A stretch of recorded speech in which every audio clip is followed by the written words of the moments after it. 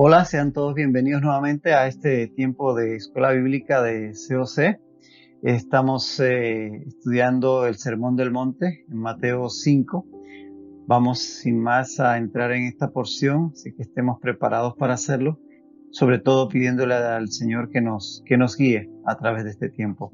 Padre, gracias por la oportunidad nuevamente de estudiar tu palabra. Ayúdanos, Señor, ayúdanos a estar, Dios, conscientes de que es tu palabra y que es para nuestro bien. En el nombre de Jesús, amén. Seguíamos, como decíamos, en Mateo 5 y llegamos al versículo 38 al 42, donde dice: Oíste que fue dicho, ojo por ojo y diente por diente, pero yo os digo, no resistáis al que es malo, antes a cualquiera que te hiera en la mejilla derecha, vuélvele también la otra. Y al que quiera ponerte a pleito y quitarte la túnica, déjale también la capa. Y a cualquiera que te obligue a llevar carga por 1 milla, ve con él 2. Al que te pida, dale. Y al que quiera tomar de ti prestado, no se lo rehuses. Esta es la quinta antítesis de las interpretaciones que hace Jesús, la correcta interpretación de la ley, versus las interpretaciones equivocadas que hacían los escribas y fariseos de la misma. Este pasaje de Mateo 5, 38 al 42, inclusive hasta el 48, esta porción posiblemente es la declaraciones cumbre de la ética cristiana. Encierra enseñanzas tan contrarias a la mentalidad del mundo que aún a los creyentes nos cuesta asimilarlas. Son pasajes realmente impactantes desde el punto de vista del comportamiento ético cristiano y, como decíamos, probablemente uno de los más importantes en este sentido, tanto que impacta a nuestra mente que está inmersa muchas veces con pensamientos de este mundo. Ahora, entender que los principios que aquí se van a establecer son precisamente esos principios. No es para tomarlo tan literalmente eso de la milla, caminar directamente, porque para empezar vamos a ver que esa norma que existe en el Imperio Romano no existe hoy en día. Y lo de una túnica y una capa, nadie se viste con túnica y capa hoy en día. Es decir, las expresiones que están dadas aquí no son para tomarlas literalmente, sino para extraer de ellas principios de vida, principios precisamente para nuestra conducta como creyentes. Eso es importante de entenderlo. Dice, ojo por ojo y diente por diente. Este texto, el pasaje donde es tomado esta palabra, está en Éxodo 21, 24 al 25, también en Levítico 24, 20 y en Deuteronomio 19, 21.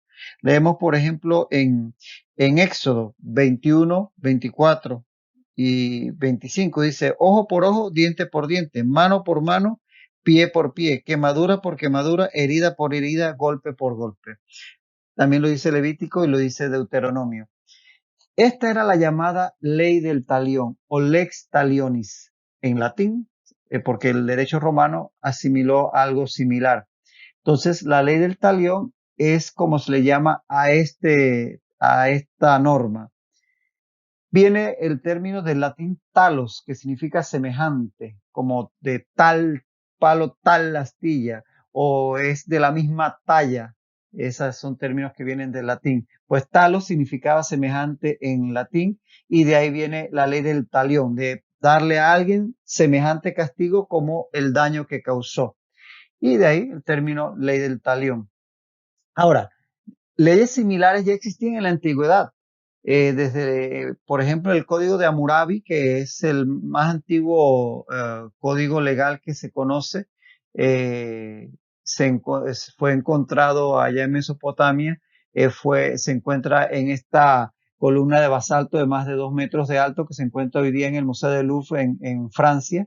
Tiene inscripciones a lo largo de la misma de una cantidad de leyes que fueron mandadas a codificar por este rey Hammurabi, rey en Babilonia, en el antiguo imperio babilónico, no el nuevo, el antiguo imperio babilónico, y él fue rey de Babilonia del 2285 al 2242 antes de Cristo, prácticamente contemporáneo de Abraham posiblemente.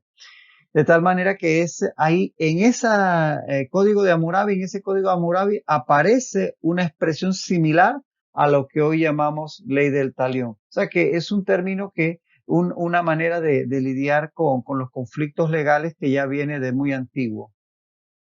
Ahora, en el texto donde aparece en Deuteronomio, Éxodo y Levítico que ya leíamos, era una ley para ser aplicada por los jueces, entiéndase bien, precisamente para evitar las venganzas personales, al procurar el juez un castigo proporcional a la falta de tal manera que la persona no se viera impulsada a tomar la justicia en sus propias manos. Fíjate cómo dice Deuteronomio 19.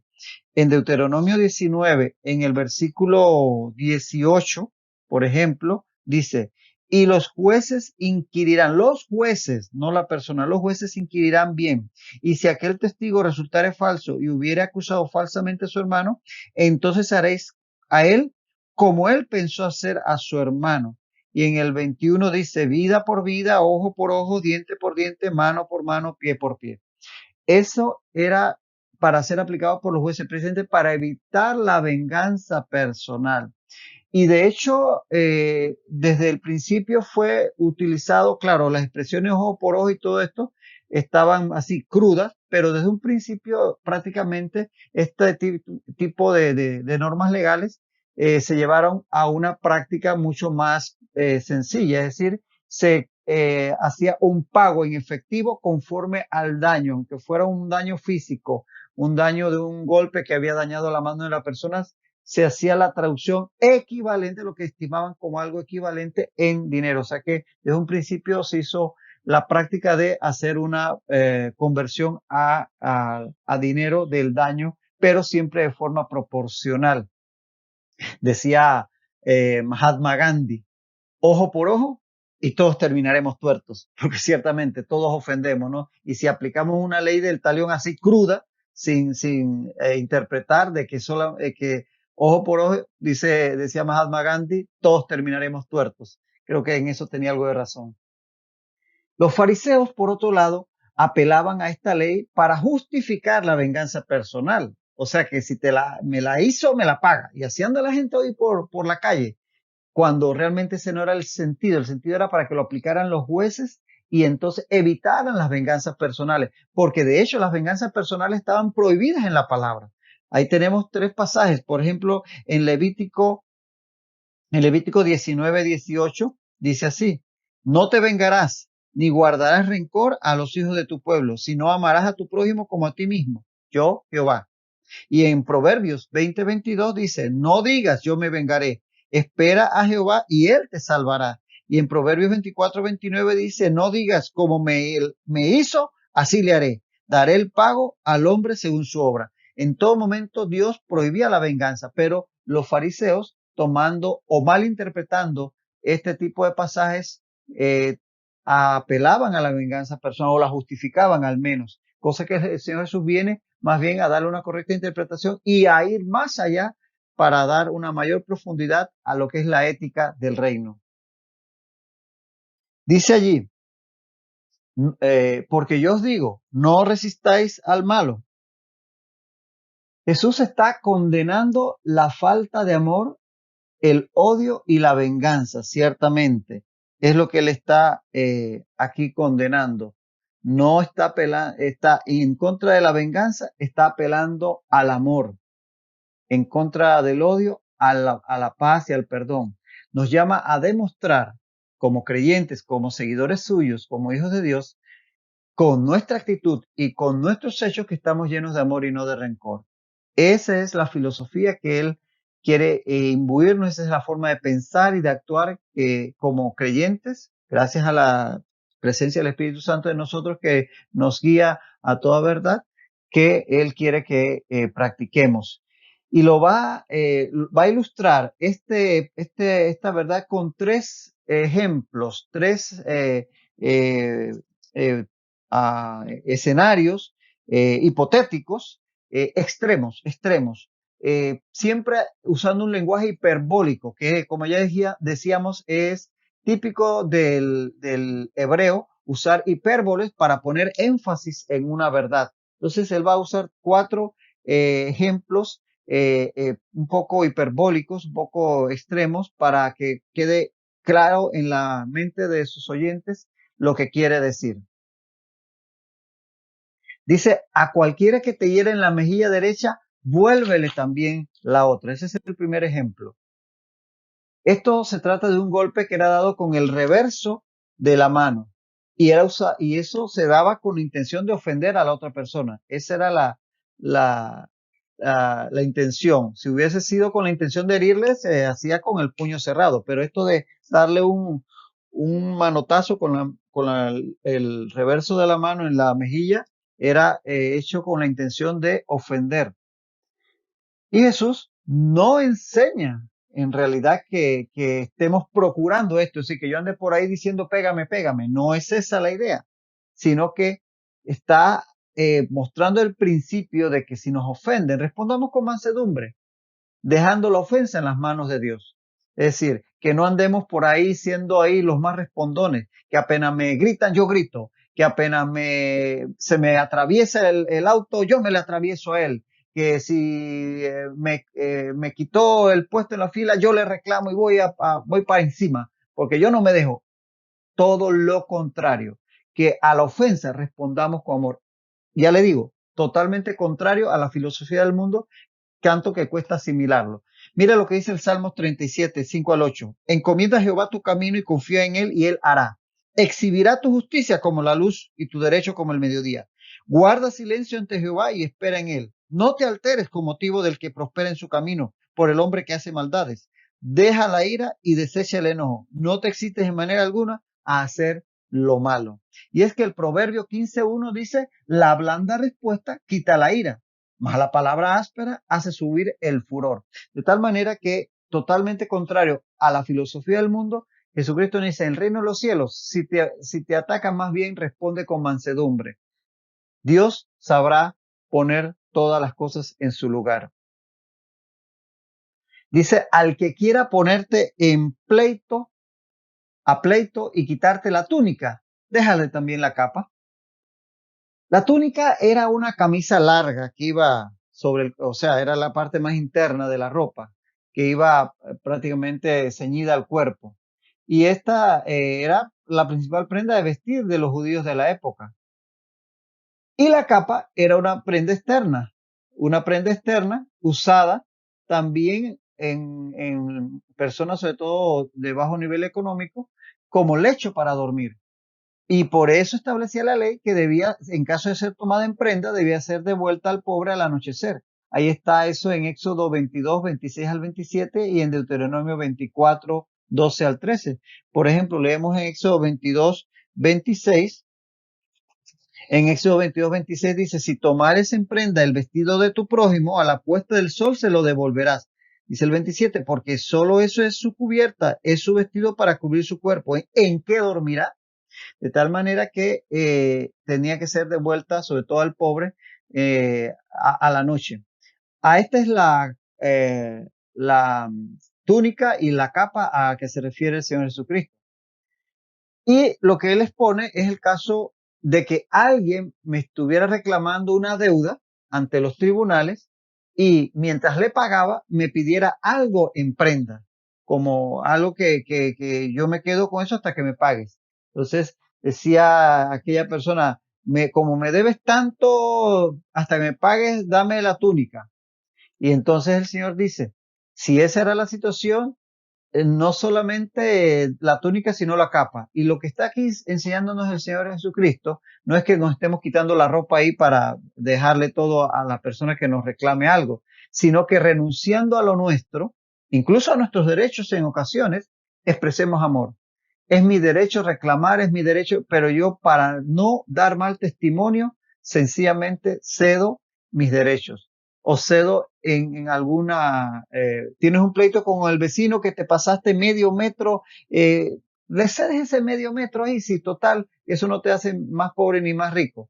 Y en vez de tú querer ganar la discusión porque tú tenías razón. A eso es lo que nos lleva el Señor aquí. Al principio de ceder, quizás incluso a veces hasta bienes materiales, para demostrar el amor de Dios que hay en nosotros. ¿Verdad que suena difícil para nosotros amoldados a este mundo? Dice, a cualquiera que te obliga a llevar carga por 1 milla, ve con él 2. Aquí la palabra obligar, aquí la palabra obligar es la palabra griega agareo, pero la palabra griega agareo no es original del griego, viene del persa. Usted sabe que los griegos con Alejandro Magno entraron en contacto con los persas y a veces tomaron un poquito de ellos. Bueno, los persas fueron los inventores del correo. Ellos tenían un sistema de correo súper eficiente. Claro, un imperio tan grande tenía que tener forma de comunicarse de una forma eficiente. Entonces, las personas que llevaban el correo iban a caballo y tenían la potestad dada por el rey de poder obligar a cualquiera que se encontrara en el camino a llevar carga por ellos, o a que les prestara un caballo nuevo, o a que les dieran de comer y de beber a él y a su caballo.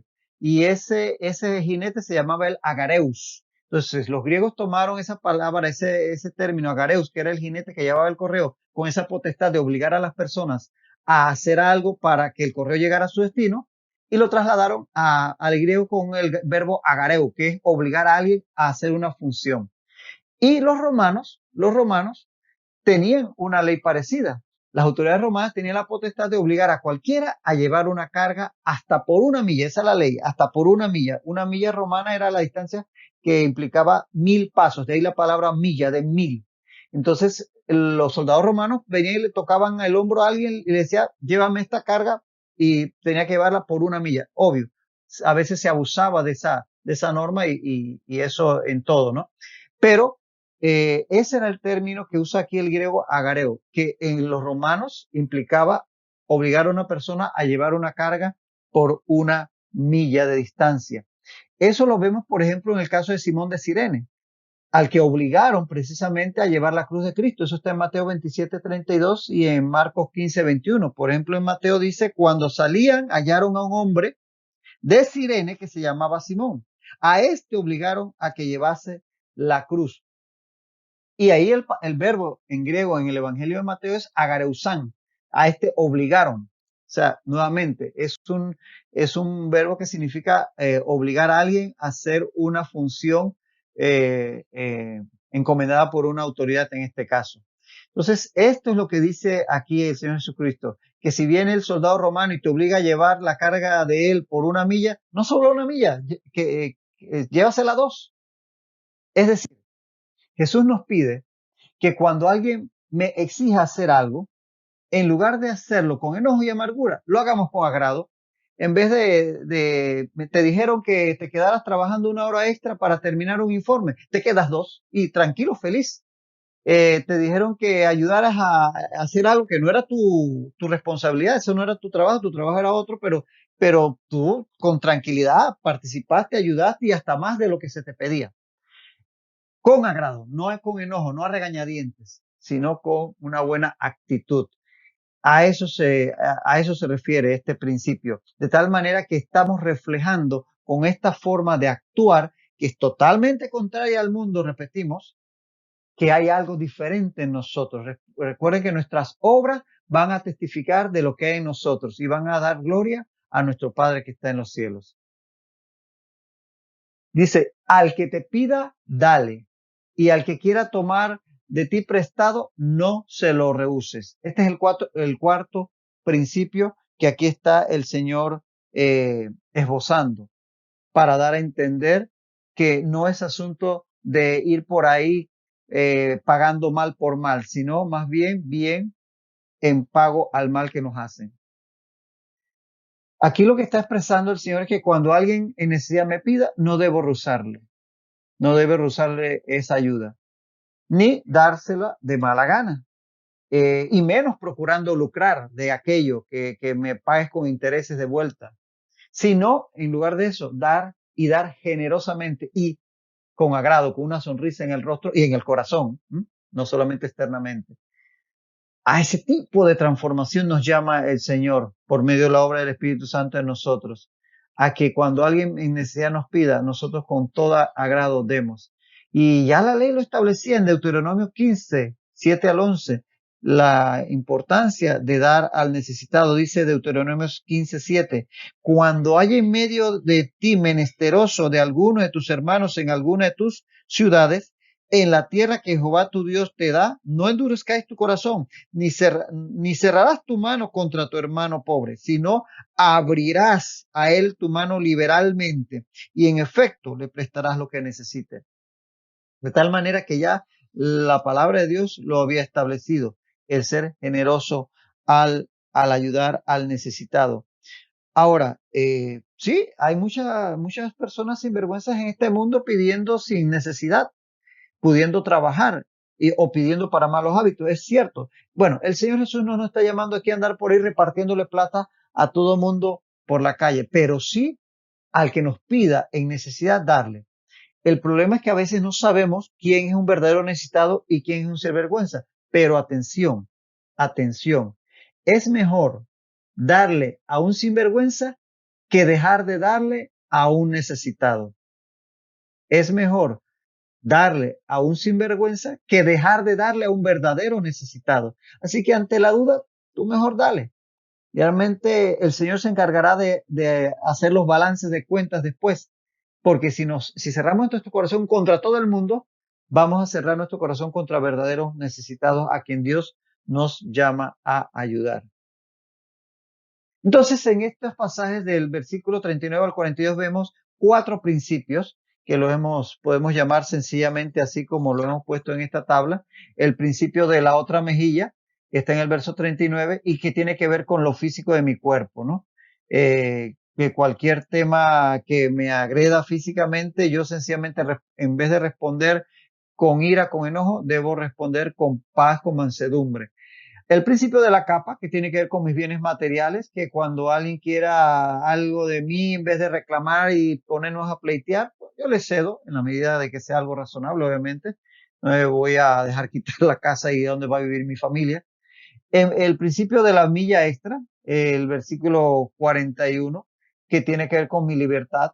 Debemos saber que en algún momento es mejor ceder nuestros derechos y colaborar, y aunque no sea mi obligación hacer aquello, para demostrar realmente el amor de Dios en nosotros, que ser una persona colaborativa, una participativa, que da la milla extra. Y el principio de dar, en el verso 42, que tiene que ver con mi finanza, que es quizás una de las cosas, en una de las áreas de nuestra vida que más a veces nos duele.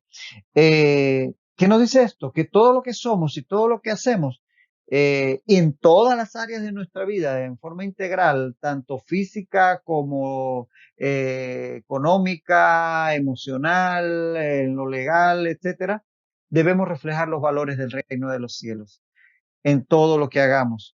Eso es a lo que nos llama el Señor. Y en este sentido, el concepto es que en lugar de vengarnos, que cuando nos hacen algo o nos reclamen algo, en lugar de ir ojo por ojo, como mal interpretaban los fariseos, debemos expresar amor a los demás, incluso a los que nos hacen mal. En ese sentido, Pablo lo deja muy, muy claro en Romanos 12, 17 al 21. Vamos a leer este pasaje por completo. Dice así, Romanos 12, 17. No paguéis a nadie mal por mal. Procurad lo bueno delante de todos los hombres. Si es posible, en cuanto dependa de vosotros, estad en paz con todos los hombres. No os venguéis vosotros mismos, amados míos, sino dejad lugar a la ira de Dios, porque escrito está, mía es la venganza, yo pagaré, dice el Señor. Así que, si tu enemigo tuviere hambre, dale de comer. Si tuviere sed, dale de beber. Pues haciendo esto, ascuas de fuego amontonarás sobre su cabeza. No seas vencido de lo malo, sino vence con el bien el mal. Eso está más claro, no canta un gallo. Y finalmente, decir que Jesús no nos pide que hagamos nada que Él no hubiese hecho primero o que Él no estuviese dispuesto a hacer. Jesús nos dio ejemplo con su propia vida de lo que aquí nos está enseñando. Leemos, por ejemplo, en Primera de Pedro, capítulo 2, versículos 21 al 23. Pues para esto fuisteis llamados, porque también Cristo padeció por nosotros, dejándonos ejemplo, para que sigáis sus pisadas, el cual no hizo pecado ni se halló engaño en su boca, quien cuando le maldecían no respondía con maldición, cuando padecía no amenazaba, sino encomendaba la causa al que juzga justamente. Así que como ve, Jesús no nos está pidiendo que hagamos nada que Él no haya hecho primero. Así vivió Él, pagando al mal que le hacían con bien. Y nosotros debemos tratar de vivir así. No es fácil. Pidámosle todos los días al Espíritu Santo que nos ayude a conducirnos de la forma que dictan estos principios en nuestro trabajo, al conducir por la calle, al abordar el metrobús, al estar en la escuela, en la universidad, en mi casa, con mi propia familia, incluso en la iglesia, a saber ceder nuestros derechos, a saber ir la milla extra, a saber poner la otra mejilla, a saber dar cuando me piden. Que seamos personas que demos el ejemplo como lo dio nuestro Señor Jesucristo. ¿Usted se imagina la gloria que va a ser el reino de los cielos? Porque allá todos vamos a vivir, los que estemos en el reino de los cielos, con los principios del reino. Aquí nos vamos a encontrar con personas sencillamente que manejan otros principios, pero que nosotros podamos darles un pedacito a probar del reino de los cielos en esta tierra. Hasta la próxima ocasión, que el Señor te bendiga rica y abundantemente.